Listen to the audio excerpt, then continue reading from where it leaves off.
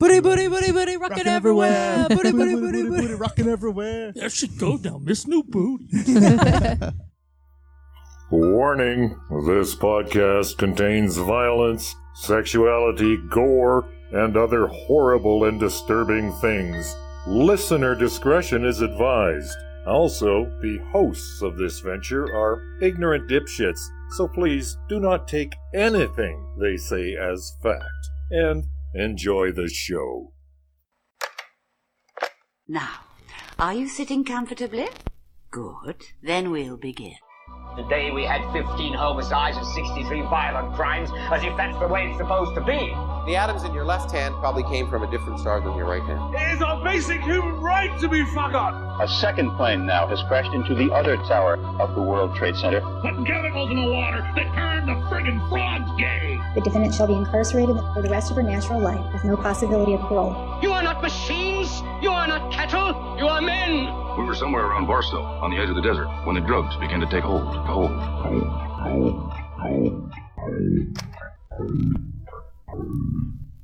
Occultae Veritatis. We're going to talk about fascism and Nazis and their actions, beliefs, and views, which include the active aggression towards many groups, which you may or may not belong to. So yeah, listener discretion is advised.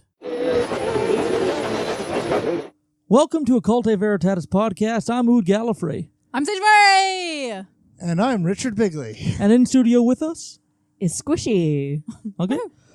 Today we're talking about... Are you squishy? I am very squishy. Okay, she is very squishy. You heard it here first, folks. Yep. Reporting. We're going to talk about something that's more important now than ever because it's a rising problem in this world. Basically, I think from what I've researched that the left is losing the battle for the hearts and minds of young people because the right is so much better at propaganda than we are. And for that reason, we're seeing a new resurgence of conservatism and even radical rightism in young people thanks to, you know, people from the alt-right and fascists that love to hit them with propaganda, bring them in. So to handle all that, we're going to need a little bit of poison. So, what's your poison?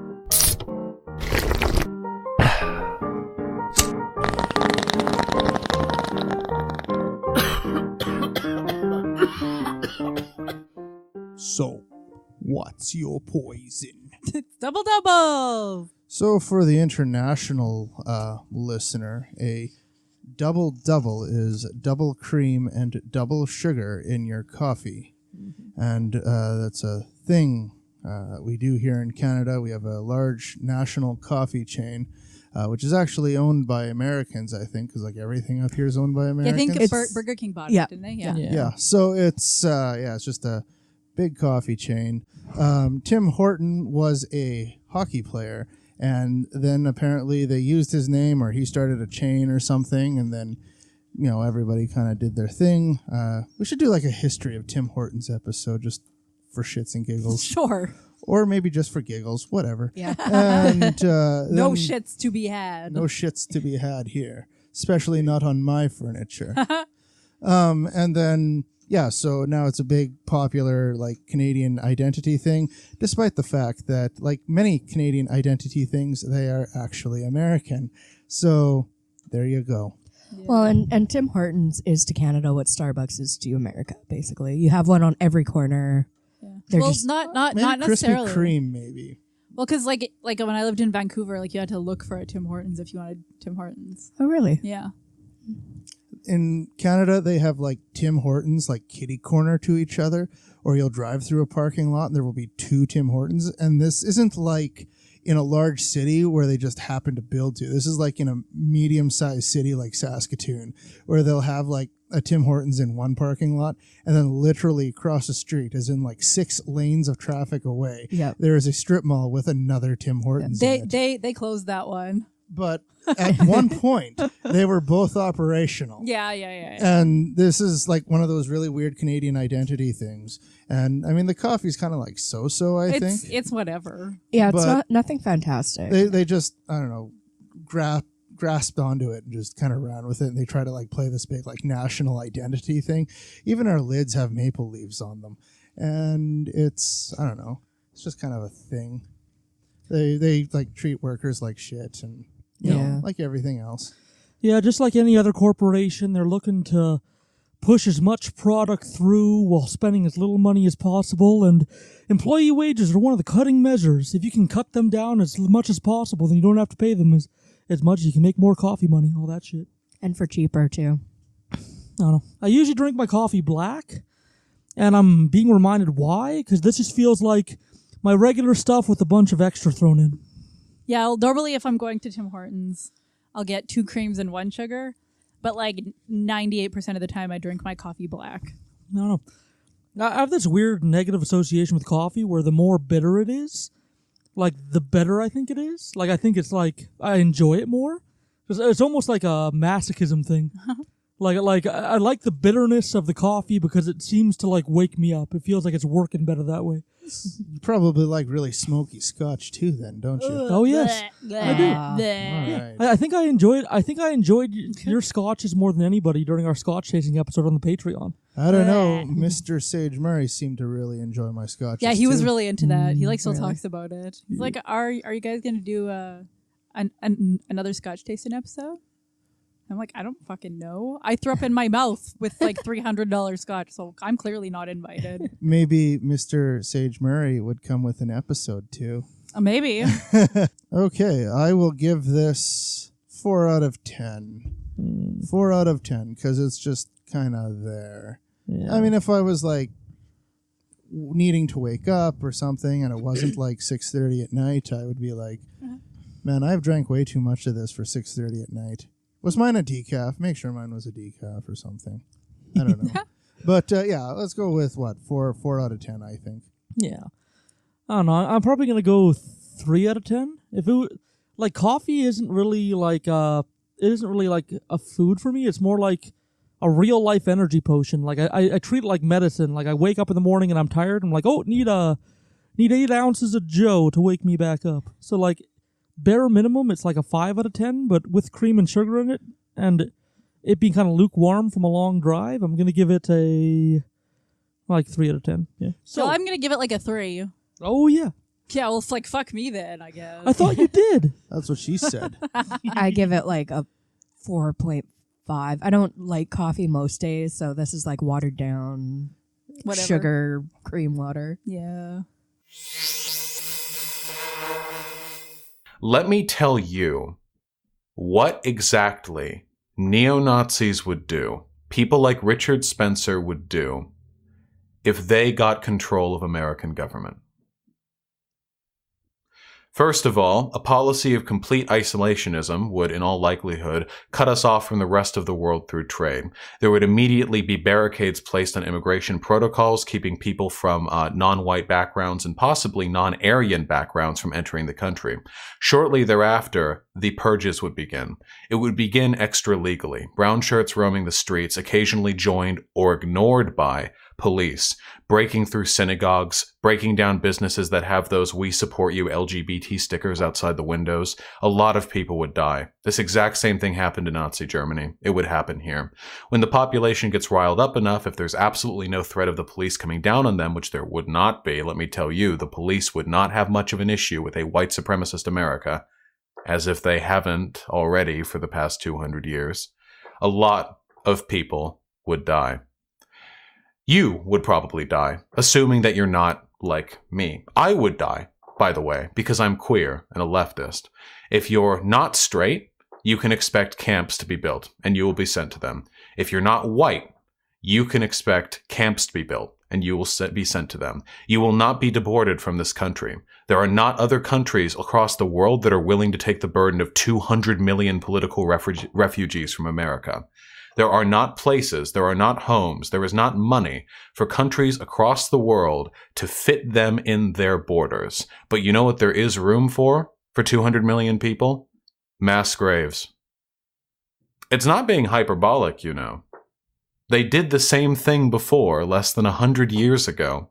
And the people who today call themselves alt-right, neo-Nazis, Christian nationalists, identitarians, or white nationalists all claim the same legacy of thought. They all admire the same people. They all want the same policies. Mass graves, concentration camps, we could get away with all of it. And unlike Nazi Germany, America is large enough to sustain this domestic policy for a pretty long time. We're not like Germany, you know. Germany was comparatively smaller, weaker, already had tensions amidst other countries in Europe, and a weaker military proportionally than America does now. Do you think other countries would come to our rescue?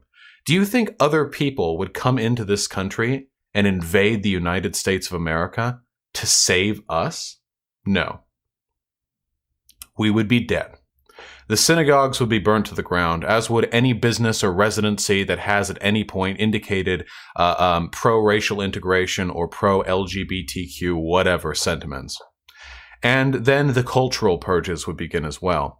The ability for us to enjoy the art we enjoy, it's fucking gone.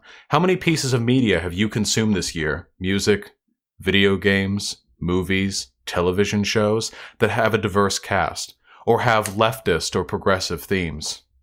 Gone. The people who made them, dead. Pornography? Oh, you better believe pornography's gone. You think the Great Firewall of China is bad? Imagine what America could do around its borders. Do you have any idea how bad things can get here? Does this sound hyperbolic to you? This is literally what they already did. This is what these people want. Alrighty, so that's yucky. As I said before the preamp, we're talking about the battle for the hearts and minds of young people. Yes.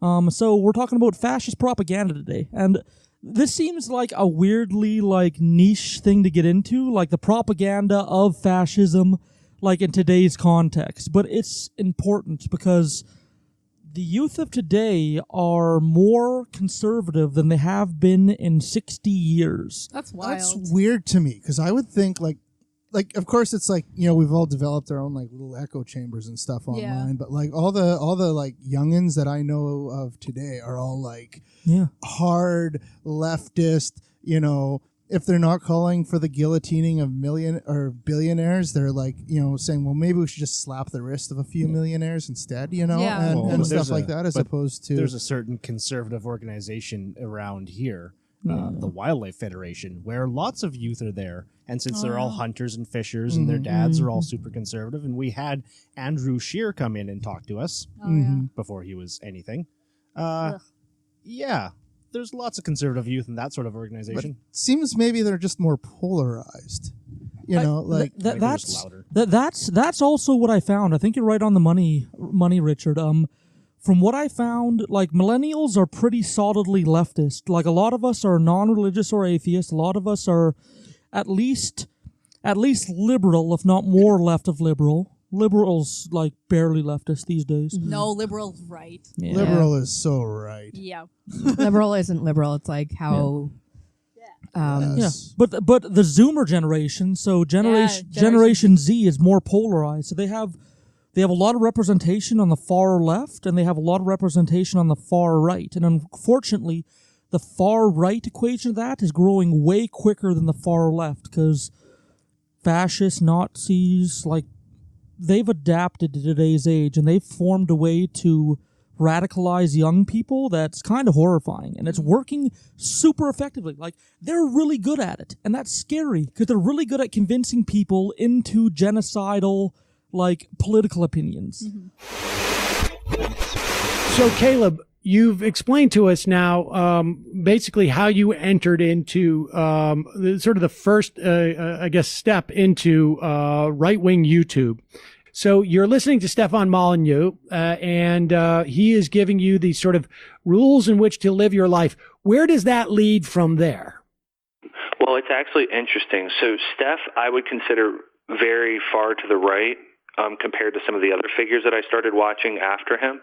So because Steph was like, he was like much more moderate whenever I first found him. He was talking about like the race and IQ stuff, but I thought that was just normal science. I really did not understand.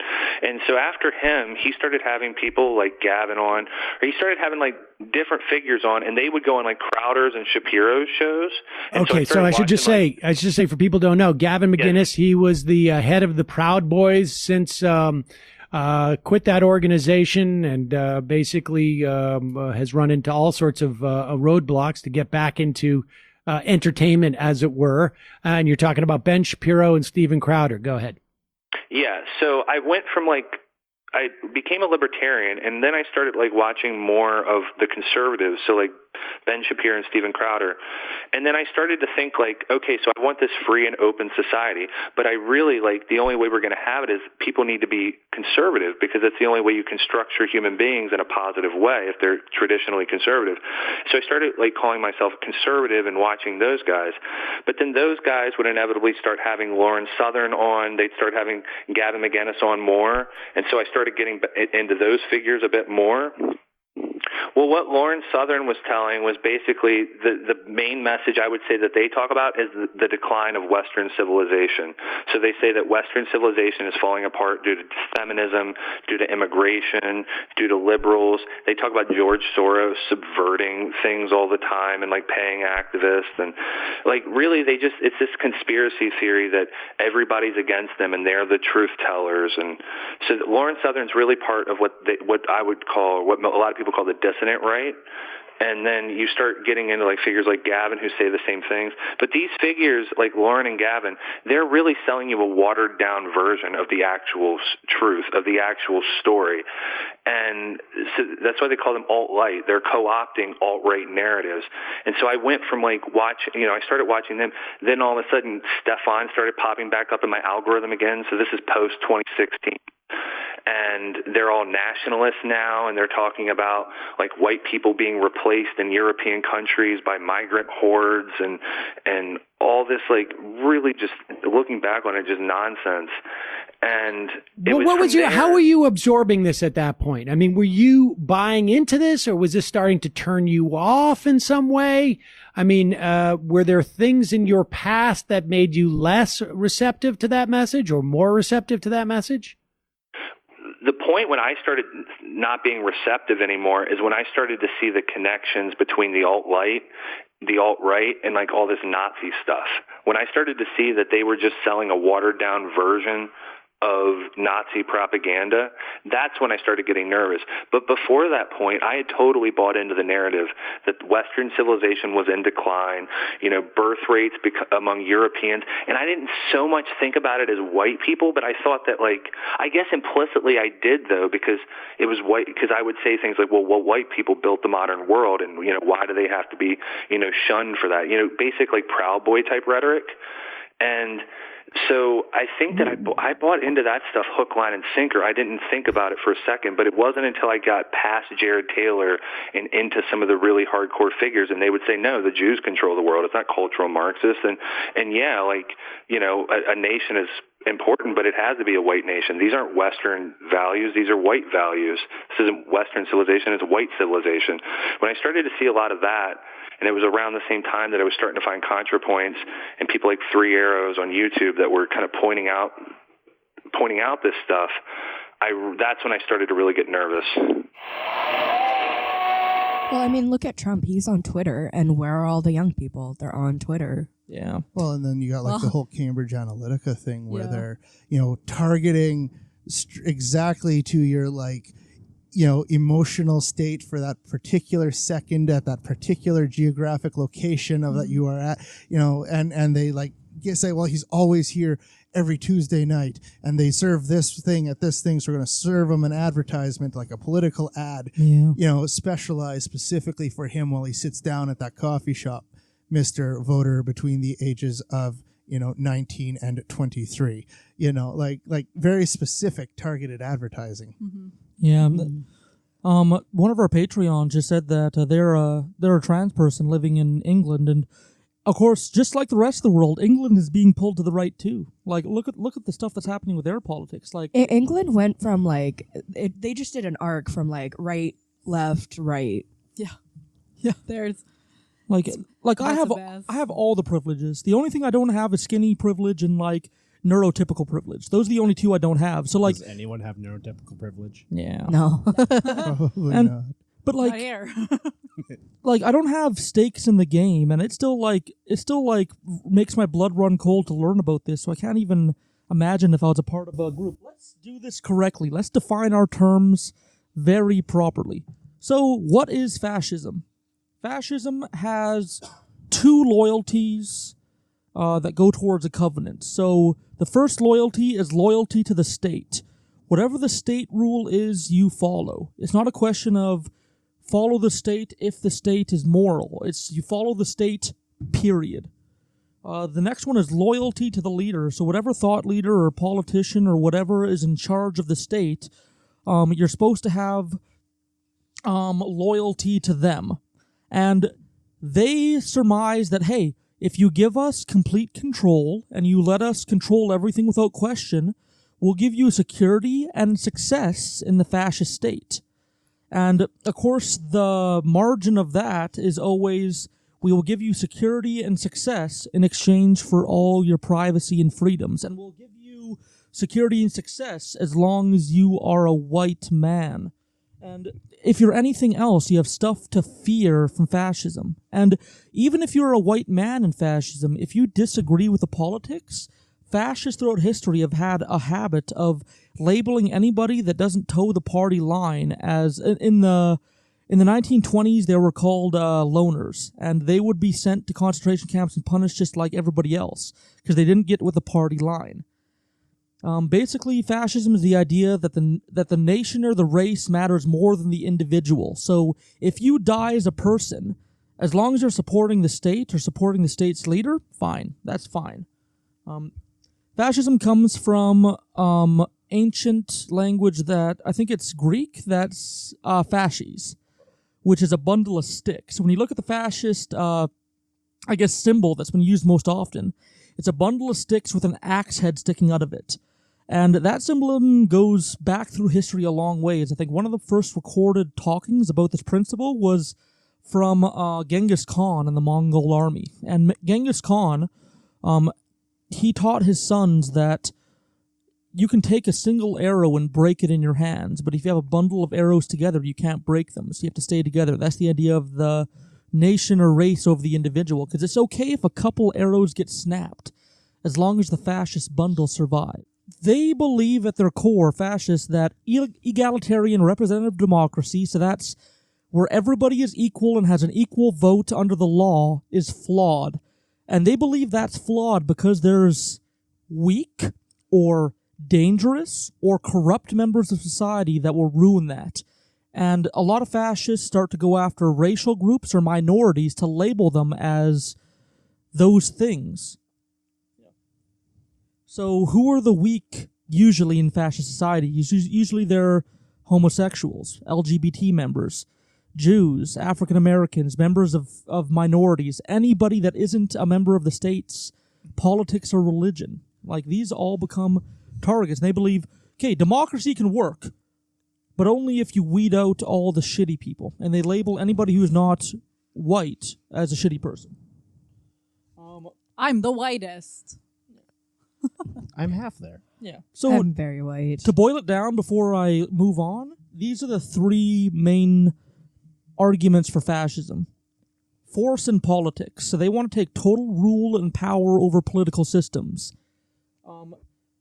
That means no checks or balances. So even in Canada, even in the US, you have checks and balances. You have different houses of state that limit each other's powers, or they're supposed to, ideally.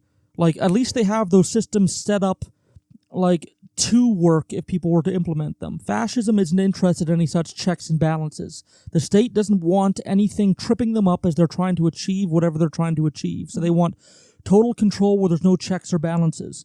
Number two, they want totalitarianism. So that means restrictive laws, control of media, and discriminatory justice. So that means that justice is not going to be equal. Totalitarianism and fascism go so far as to make private businesses puppet practice businesses. So that means that they'll take complete control over a business's finances, and they'll allow the manager of the business to run the business and do the day-to-day stuff, but the fascists will control every dollar that comes in and out of that shop. The third one is aggressive foreign policy. So fascists either go one or two directions with their foreign policy. Either they become really isolationist and they don't want to interact with any other of the world, or, as we've seen with the Germans in World War II, they believe they're entitled to more land. One of the big reasons that Hitler started taking over different lands is because he believed that the German people had to have more land to be great. France was great because they had so much fertile soil for their proletariat, like representatives, to dig into and get resources from. They believe the same thing for America. They believe America's a wide open space, and America's powerful because it owns so much land. So that's why Germany started taking over. Mm-hmm. So aggressive foreign policy is the third thing. What is fascism? It's all about uniting for a common cause, a collective struggle. In order for the country to succeed in that struggle, it needs everyone to get involved. That means individuals may have to accept tough times in the name of the country. It also means that everyone must obey the state. There is no space for dissent or challenge. To inspire people to sign up to this vision and struggle, there's often a very charismatic leader that people believe in. They may well refer to a glorious past, whether it's real, exaggerated, or even mythical. A common enemy is also often used to create a sense of unity. This can be in the form of race or religion or anything else. There may also be a rejection of the recent past, an attempt to start again in the model of the vision for the party. Fascism believes that humans are not rational beings. We're subject to various drives and natural responses, and so a system of government based on rational ideas can't lead to success. So today we're talking about modern fascist movements. We might do an episode on Nazi propaganda in the world wars, because that's a whole other bucket of worms. But today we're talking about the radicalization and propaganda that happens today on the internet. I fucking hate Gavin McGuinness. Gavin McGuinness is he has a dick for his head, and the only job he has is to make sure that his dick head is sewed onto his neck, because he's just a giant fuckhead. Jeez. I do agree. The patrons actually just voted the Proud Boys in for a future episode, so I'm going to be able to dig. I fucking hate Gavin McGuinness. Anyways, but he said something that I'm inclined to agree with, that why youth are attracted to fascism these days, and that's because he said that fascism is the new punk rock. It's the new edgy thing that edgy teenagers can go towards to feel badass. And anarchism is no longer badass enough. Oh, yeah, anarchism isn't bad enough. Smashing the state isn't cool anymore, guys. We need everything in the state now. Yeah. That's what's hip. Karl Marx's huge beard isn't just good enough for you. Nope. He was like the OG hipster, with that big hipster Look at them beard, with those beards. They're amazing. Well, see, that's the thing. The left has some thought leaders, but the left's thought leaders aren't that really good at rhetoric. And, a lot of people aren't going to sit down and read studies and read newspapers and read articles at the end of the day. Most of them are going to go to social media and listen to thought leaders give their opinion on it. And the problem is that the right's thought leaders are way better at rhetoric than the left, so they end up convincing a lot more young people. They're better at their strategies of recruiting, they're better at rhetoric, and they're better at convincing people to come over to their side. That's why the far right has been steadily rising, while the far left has been kind of staying at the same level throughout the years. I think a proletariat revolution where we take back our lands and fuck the 1%, I think that's cool as fuck. That should be punk rock as fuck. Mm-hmm. But our message isn't getting out there because we're not as good at propaganda as the far right is. And it can't get out there with the same sort of venom that someone, it's way easier to spew hate, because hate's for the people that hate is easy to yell. But when you say, I am going to throw down the bourgeoisie, but also let's remember all of the different people that we need to keep in touch with, and all the people that we need to honor along the way, and people go, oh, I don't want to hear about it. But it's, I hate blank. Oh, great, that's easy. Yeah. And there's a bunch of other factors that work in fascist favors for their propaganda. Fascists don't care about facts. They don't care about if something is true. They just care about if it sounds good. So the left, Fake news. yeah. So the left is more about being on the ball and more about being accurate. But for far right people, for fascists, they don't give a fuck if it's untrue. As long as it sounds good and convinces people, they're going to use it. So they don't have qualms about being dishonest or misleading. They have no qualms about that. Well, we hold those. Again, like Arthur said, like the left is very inclusive. We want to bring people in and give them a safe space and protect them. But the problem is that the right has no qualms about that. So they don't care if they hurt people. They don't care if they offend people. They're going to continue on to the propaganda. And like it's not like those barriers on the left should be there, because I think that's a good way of building like a successful society. But the result of that is the right is winning the war on hearts and minds because of those barriers. There was actually a study done comparing right brain minds to left brain minds, and the right brain minds were a lot more afraid. They were scared. They were more selfish in how they acted, because they were more afraid of certain things. They were afraid of change. They were afraid of this. Yeah. And so they're more stuck in their own ways because they're afraid. They want to say, no, this is it's the way I see it, or else it's too scary for me. Whereas left brains were more like open and less, like more brave, less afraid, more, you know what, I'm not afraid to try new things. Let's give this a shot. Yeah, I think I know that study. They put them in brain imaging machines while they ask them to think about political theory. Yeah. The research found that Republicans have a negativity bias. The researchers used things like eye trackers to track the emotional and involuntary response of political people to different stimuli, and found that Republicans respond much faster and much more strongly to disgusting, threatening, or negative stimuli, like pictures of a spider on the face of a frightened person, a picture of a bloody face, or a picture of a wound with maggots in it. This makes sense, as the Republican ideology is based on pillars like strong military, tough law enforcement, a resistance to immigration, and guns for everyone. And if you think about it, an underlying biology of fear and negativity would make perfect sense for those sort of policies. Republican psychology is based on a need for certainty and an intolerance for ambiguity. A negativity bias would have been biologically useful in the Pleistocene era, which ended about 12,000 years ago. The relevance of Republicans in today's day and age has yet to be determined by science.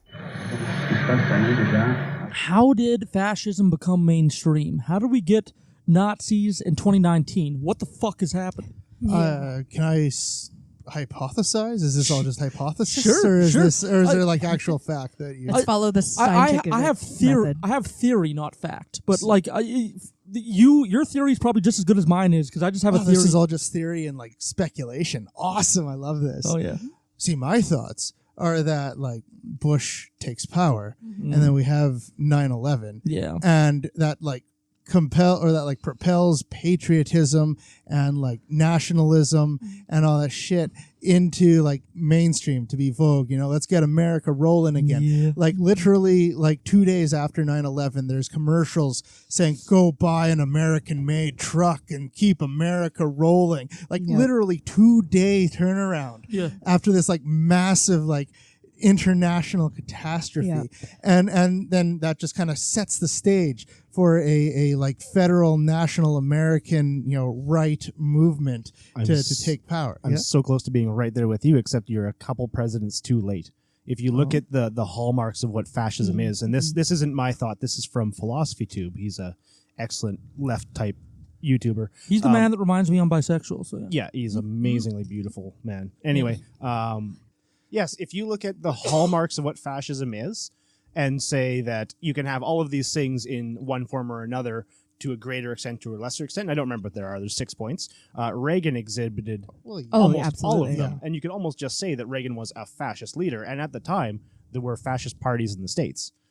And I think that's where you start again from we are super, super crazy anti-communist, which is also a fascist thing, up until like, no, we're going to do some nationalism. We're going to do some state is more in charge. And then now we have imperialism and all that other shit. Now we have Orange Man bad. So, but it's I don't know. Like I'm thinking in terms of like the modern day rise. I mean, you can always definitely point to the military-industrial complex and all I blame that. Aristotle first off. So Yeah, exactly. Blame fucking Aristotle.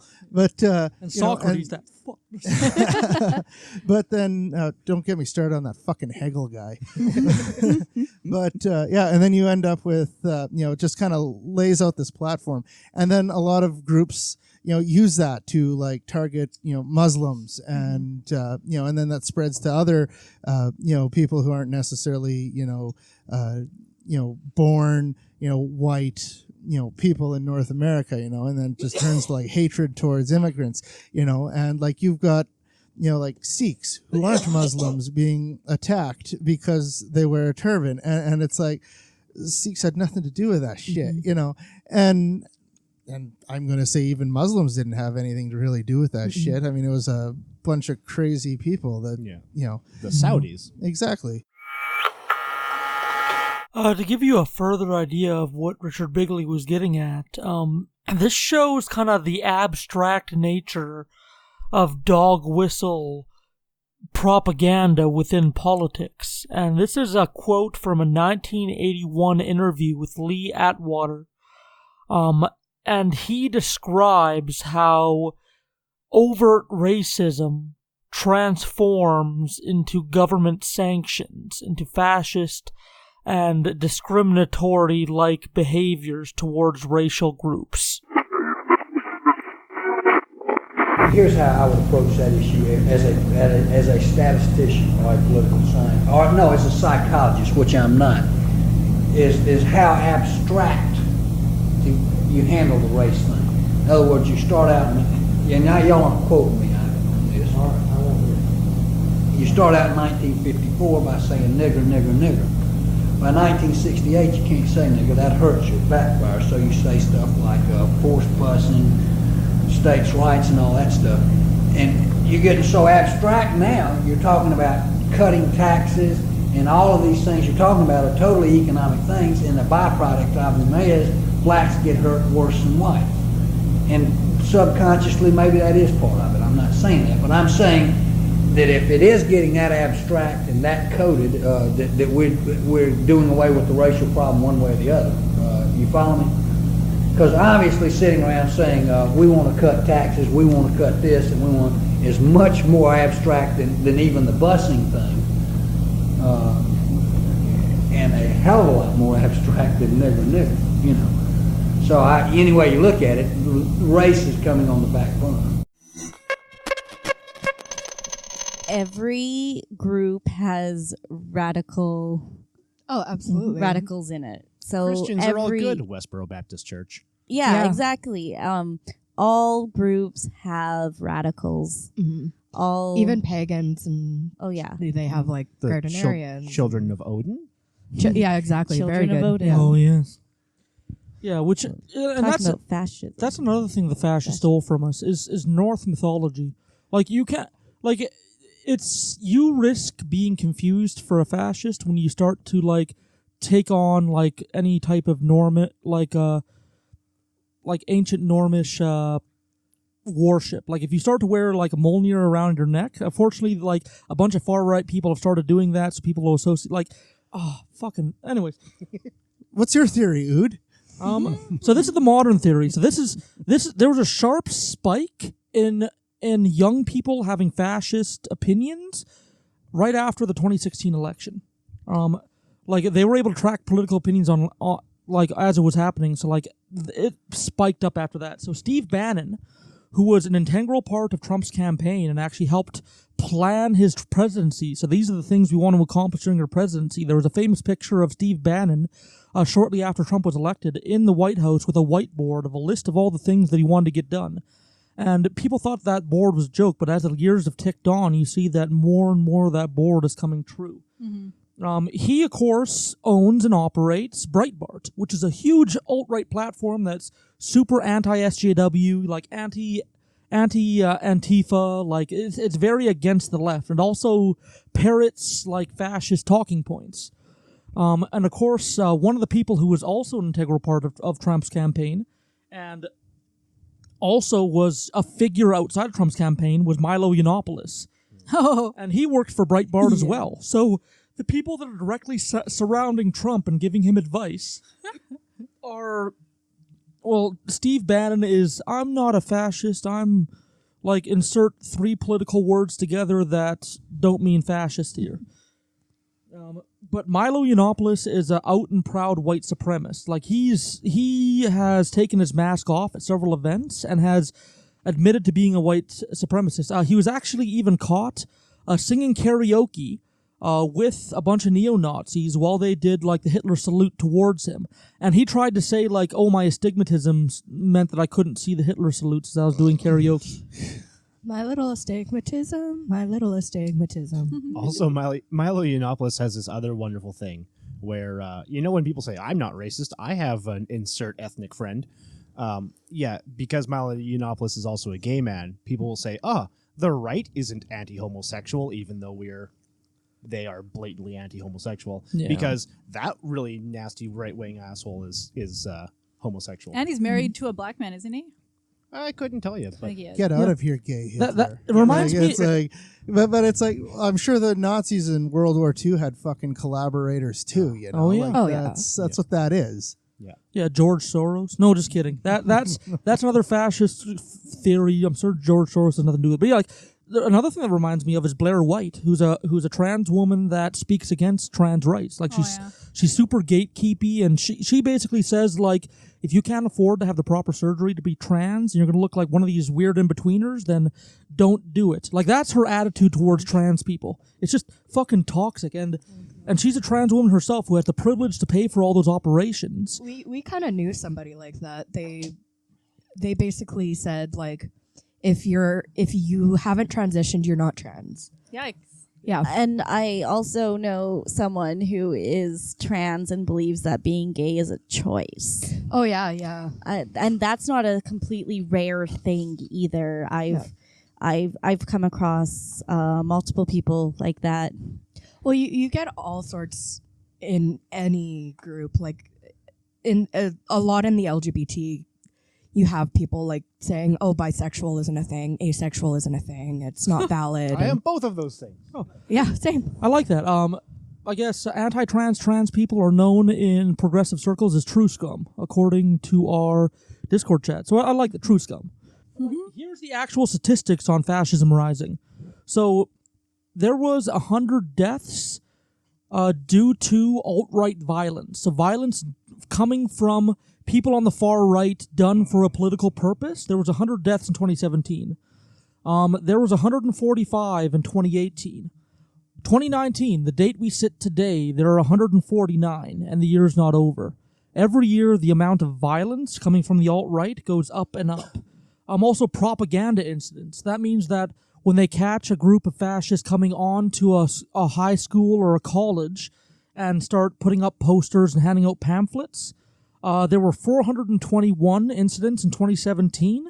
In 2018, there were 1,187. Shit. In 2019, again, not the end of the year yet, we're at 1,545 incidents.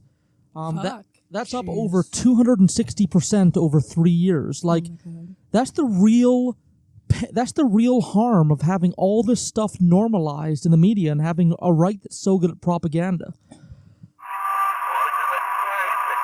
I really want to drive home the point this episode that the Nazi movement is back and rising, and as presentable as they appear, they are not a welcome presence. They may coat their words with layers of meaning and layers of interpretation that hide what those words really mean. But inside, they are selfish, angry, and genocidal. We can't forget that. And to drive that point home, this is a clip of neo-Nazi Richard Spencer behind closed doors. When he's not in presentation mode, when he's not going on the news, appearing like a nice, reasonable Nazi. This is what he is like. These are his beliefs. This is him with his mask off. Alrighty, See you in the after show. We are coming back here like a fucking 100 times. I am so mad. I am so fucking mad at these people. They don't do this to fucking me. We're gonna fucking ritualistically humiliate them. That's right. I am coming back here every fucking weekend if I have to. Like, this is never over. I win. They fucking lose. That's how the world fucking works. Little fucking kikes. They get ruled by people like me. Little fucking octoroons. My ancestors fucking enslaved those pieces of fucking shit. I rule the fucking world. Those pieces of shit get ruled by people like me. They look up and see a face like mine looking down at them. That's how the fucking world works. We are gonna destroy this fucking town. Alrighty, let's tune in for another bout of prayers to Valhalla. And of course, if you don't know, Valhalla is the goddess of this podcast. She is the one we dedicate our lives, souls, existence to. She is what we work towards, what our hearts beat for, what our lungs expand for, and what our intricate body chemistry continues to operate towards. So hail her.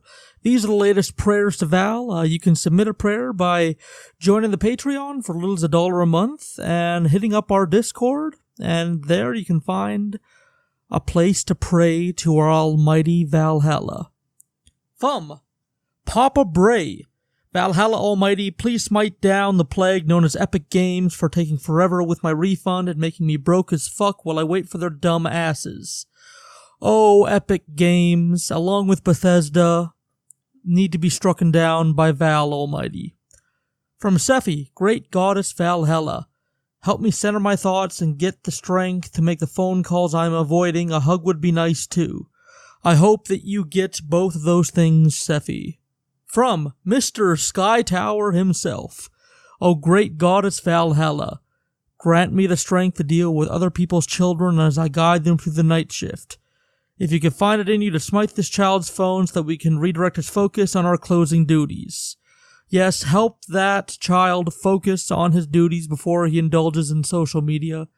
From Rosie, dearest and most awe-inducing Val, give me strength to endure the holiday season and all people, travel and dreadful Christmas music that accompanies it.